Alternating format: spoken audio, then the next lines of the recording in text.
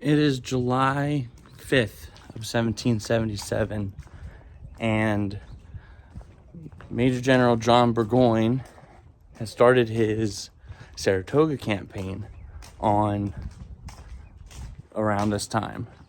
And he's heading for Albany, New York, and cut that off to be met up with Howe from New York. One of the stops he has to make, good old stone fort Ticonderoga, and it's being held by 2,500 men of the Continental Army and militia under St. Clair. Now, St. Clair gets a lot of heat, and I can understand it, because he pretty much gave up the fort by abandoning it, thus giving British the access to the entire Champlain Valley and its waterways. And I have an excerpt here from Fort Ticonderoga, Key to a Nation by Edward P. Hamilton, to talk about what happened on that day. A large British working party started to hack out a road toward the summit on 4th of July, and all would have been ready for the battery to open fire on the 6th. By some mischance, however, the British activity on Mount Defiance was noticed by observant Americans. Now, Mount Defiance is right up there, and that is the high ground, and you don't want your enemy to have the high ground, especially when you're very low, which gives the chance of artillery to be able to reach you. That would be definitely a cause to give up the fort. There is a story that some thoughtless person, very likely one of the Indians, lighted a fire, or it's possible that Twist's scarlet jacket might have been noted against the background of green pine trees on the summit, and inference drawn of what portended. Whatever might have been the case, St. Clair soon learned that the enemy was there, and he at once called a council of war, apparently quite early in the morning of the 5th of July. The council, consistent in the defeatist philosophy which permeated the place, decided upon the immediate abandonment of Ticonderoga as soon as darkness fell, and the members furthermore recorded their perturbation by adding that they felt it would be of great good fortune if a successful retreat could be accomplished. No one apparently had the slightest stomach for battle in that summer of 1777. The decision to give up the fortress without any fight was privately announced to various senior officers. The quartermaster learned of it at 3 p.m., but it was to be kept secret until dark as far as all others were concerned. The story has often been told that cannon fire from Mount Defiance first gave the Americans knowledge of the British feat, but this apparently is not correct, according to Burgoyne's own statement, and he certainly should have known. Moreover, there do not appear to have been any cannon in position until well after the American retreat had gotten underway. Lieutenant William Digby of the 53rd Regiment noted in his journal that at about midnight of the 5th of July, he met a gunner captain taking the 2 guns up the mountain in great secrecy. The American retreat had then been going on for hours. Shortly after sunset on the 5th of July, the great floating bridge to the Vermont shore started to become a bedlam as men poured across the lake, and frantic but largely unsuccessful attempts were made to move cannon and supplies to the comparative safety of the eastern shore. Utter confusion reigned everywhere, and discipline, dubious and tenuous under the best of conditions, collapsed while men and supplies struggled up the rough road over Mount Independence, which led to the boat landings and escape road to Castleton.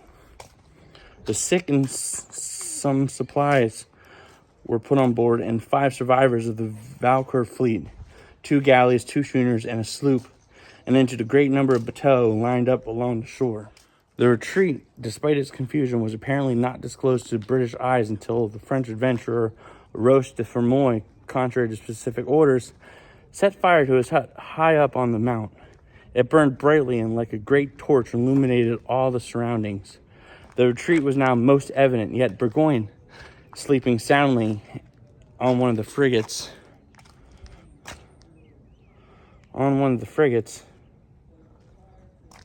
did not learn of it until daylight, when Brigadier Fraser had already taken it upon himself to start a pursuit. Light infantry poured over the bridge, left usable, although somewhat damaged by the fleeing garrison. It was covered by the fire of several cannon on the Vermont abutment, tended by a crew of 4 gunners, but all were dead drunk from a keg of Madeira they had somewhat filched.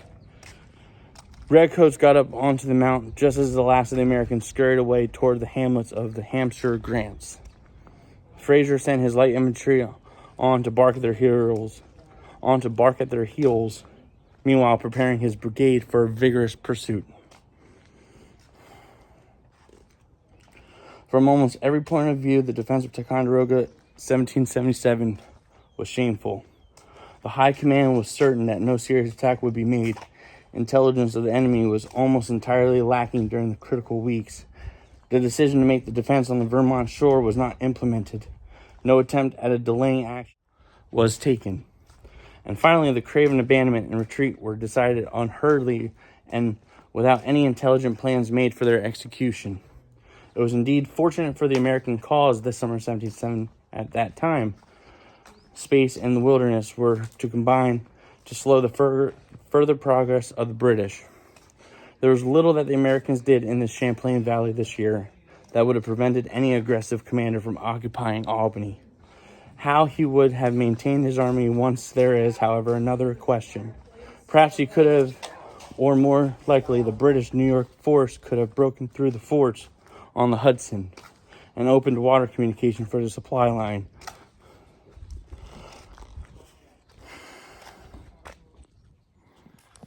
So, in the end, in July of 1777, the fort was lost, never to be recaptured again. But Burgoyne in 1777 in October will be defeated and surrendered at Saratoga only 3 months later because he gets held up for reasons I don't know just yet. But after Burgoyne surrenders, the fort becomes nothing but a shell of its own self and falls into a bit of disrepair. And it isn't until the mid 20th century that efforts are made to bring back the fort to what it once was in its former glory. And it's still a glorious fort to be at. It is beautiful. It's probably one of the most beautiful locations I've been to ever for military, next to like Lake George and whatnot for Fort William Henry. But I have an ancestor who was here. I don't know what time, but I had one that was here and stationed at Fort Ticonderoga during the American occupation of it during the war. It's cool to be walking in footsteps of all the great men who walked through these doors, because George Washington walked through these gates. Benjamin Franklin walked through these gates. And all the other ones that are on that signpost walked through these gates. And so did my ancestor. But the people who rebuilt Ticonderoga had a passion for this. And I'm glad they did, because look at that view. That's one of them. Secondly, we must need not to forget our past, our history as Americans.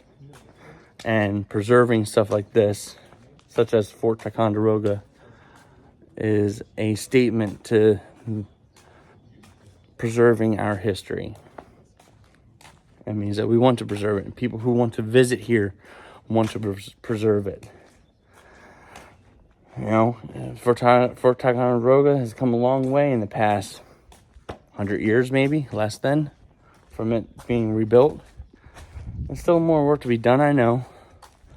But in the time it's been around, rebuilt for people to see, it's great. I haven't been here in 9 years. I met a good friend of mine here who was a reenactor of the 3rd Jersey Grays. Met somewhere on this area because he was stationed guarding the fort. But we chatted for a while, became friends, and that really sparked more of my interest in the American Revolution. I was more of a World War II guy. You know, more people, I feel, need to learn more about our nation's past. And this is a good point to not start, but put on their map. Because there's nothing else like this. Especially as, I won't say surviving, but recreated for our indulgence. And with that, I hope you guys have a good one. Please like, comment, and subscribe, and I'll see you guys in the next video. Have a good one.